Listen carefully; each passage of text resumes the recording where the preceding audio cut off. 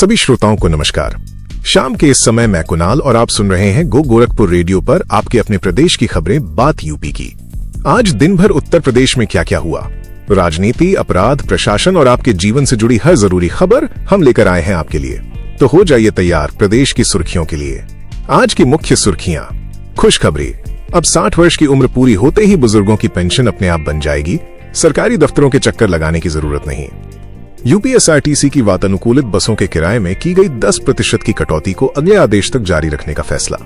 UP ATS ने किया एक बड़े आतंकी मॉड्यूल का पर्दाफाश, 2 गिरफ्तार, कथित तौर पर रच रहे थे सरकार गिराने और हिंदू धर्म गुरुओं की हत्या की साजिश।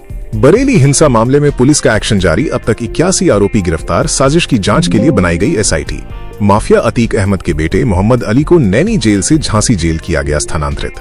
मुजफ्फरनगर में भीषण सड़क हादसा, एक ही परिवार के 6 लोगों की मौत। अब विस्तृत समाचार। बुजुर्गों को राहत, पेंशन अब होगी ऑटोमेटिक। उत्तर प्रदेश के बुजुर्गों के लिए एक अच्छी खबर है। समाज कल्याण मंत्री असीम अरुण ने एक बड़ी घोषणा की है। अब 60 वर्ष की आयु पूरी होने पर बुजुर्गों की पेंशन अपने आप बन जाएगी। उन्हें इसके लिए किसी दफ्तर के चक्कर नहीं काटने पड़ेंगे। ये प्रक्रिया पूरी तरह से स्वचालित, ऑटोमेटिक होगी। साथ ही सेवानिवृत्त रिटायर्ड कर्मियों को भी अब जीवित प्रमाण पत्र, लाइफ सर्टिफिकेट के लिए कार्यालयों में नहीं भटकना पड़ेगा। वातानुकूलित बस किराए में छूट जारी। उत्तर प्रदेश परिवहन निगम यानी यूपीएसआरटीसी ने अपने यात्रियों को बड़ी राहत दी है।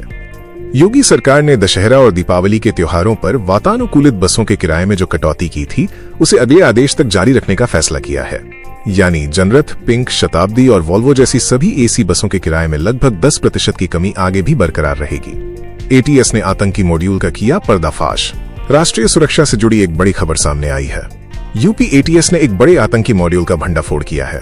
आरोप है कि ये मॉड्यूल कथित तौर पर सरकार गिराने और हिंदू धर्म गुरुओं की हत्या की साजिश रच रहा था। एटीएस ने 4 युवकों को गिरफ्तार किया है। इनमें से एक मोहम्मद रजा को इस साजिश का मास्टरमाइंड बताया जा रहा है, जिसे केरल से गिरफ्तार किया गया। रजा फतेहपुर के अंदौली गांव का रहने वाला है। जांच में पता चला है कि रजा जंगे जिहाद के लिए व्हाट्सएप ग्रुप के जरिए एक मुजाहिद आर्मी तैयार कर रहा था। जांच एजेंसियों को रजा के भी वर्चुअल आईडी के जरिए पाकिस्तान से जुड़े होने का संदेह है। अपात्रों से होगी किसान सम्मान निधि की वसूली। बरेली जिले में प्रधानमंत्री किसान सम्मान निधि योजना में एक बड़े फर्जीवाड़े का खुलासा हुआ है। शुरुआती जांच के बाद जिले में 3,49,000 से अधिक लोगों की सम्मान निधि रोक दी गई है। जांच में पाया गया कि आय करदाताओं, 18 वर्ष से कम उम्र के किशोरों और यहां तक कि मृतक किसानों के खातों में भी धनराशि भेजी जा रही थी। प्रशासन ने साफ कर दिया है कि इन सभी अपात्रों से अब तक दी गई राशि की वसूली की जाएगी। हाईकोर्ट के 2 अहम फैसले। इलाहाबाद हाईकोर्ट ने आज 2 अहम फैसले सुनाए हैं। पहला, कोर्ट ने कहा है कि गवाहों के बिना पंजीकृत रजिस्टर्ड वसीयत भी संदेहास्पद होती है। इसकी प्रामाणिकता साबित करने के लिए कम से कम एक गवाह को अदालत में पेश करना अनिवार्य है। दूसरा, एक महत्वपूर्ण फैसले में कोर्ट ने यह भी कहा कि नाबालिग पति के खिलाफ भी भरण पोषण मेंटेनेंस का आवेदन दाखिल किया जा सकता है। हालांकि उसकी भरण पोषण की जिम्मेदारी उसके बालिग होने की तारीख से शुरू होगी। मृतक आश्रित कोटे में नियुक्ति के नियम बदले। नियुक्ति विभाग ने समूह ग और घ के मृत सरकारी कर्मचारी के आश्रित कोटे में नौकरी देने के लिए नई नियमावली जारी की है। इसके तहत आश्रित को अब उसी समूह से उच्चतर वर्ग में नौकरी नहीं दी जाएगी। नैनी से झांसी जेल स्थानांतरित हुआ मोहम्मद अली। माफिया अतीक अहमद के बेटे मोहम्मद अली को नैनी सेंट्रल जेल से झांसी जिला जेल भेज दिया गया है। ये फैसला उसकी बैरिक से नकदी बरामद होने के बाद लिया गया। पुलिस भर्ती, कुशल खिलाड़ियों के एडमिट कार्ड जारी।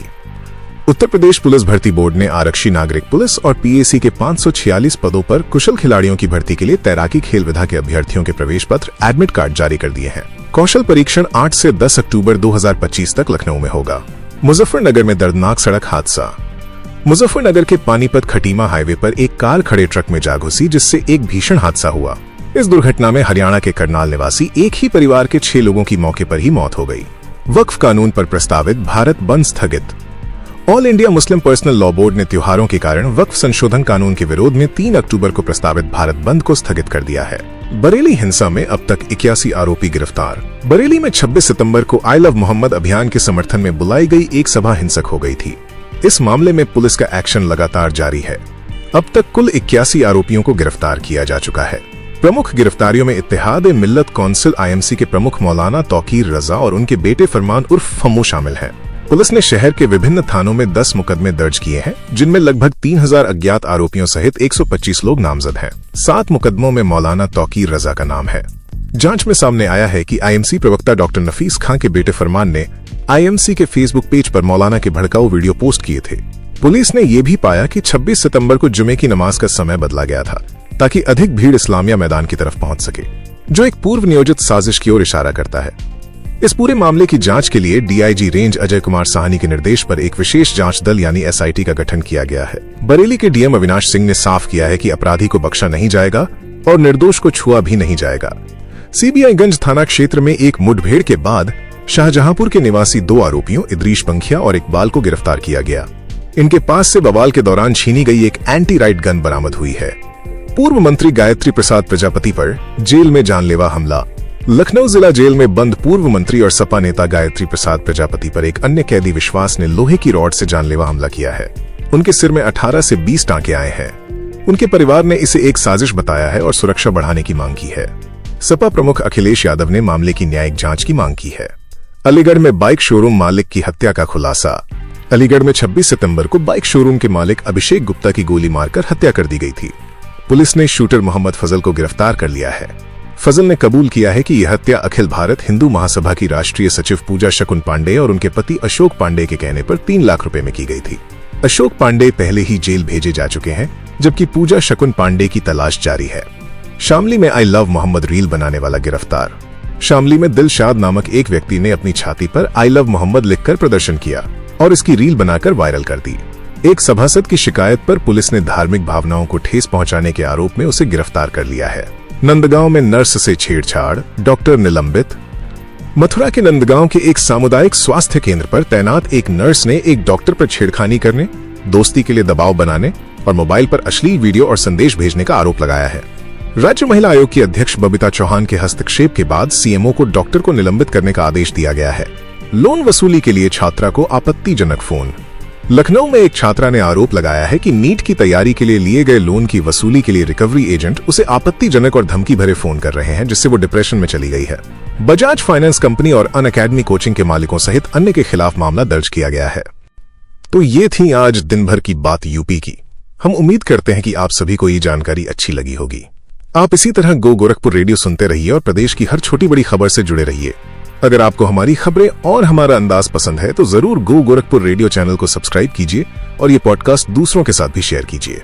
कल फिर मिलेंगे नई खबरों के साथ। तब तक के लिए मुझे यानी आपके कुणाल को दीजिए इजाजत। अपना ख्याल रखिए और सुनते रहिए गो गोरखपुर रेडियो। नमस्कार।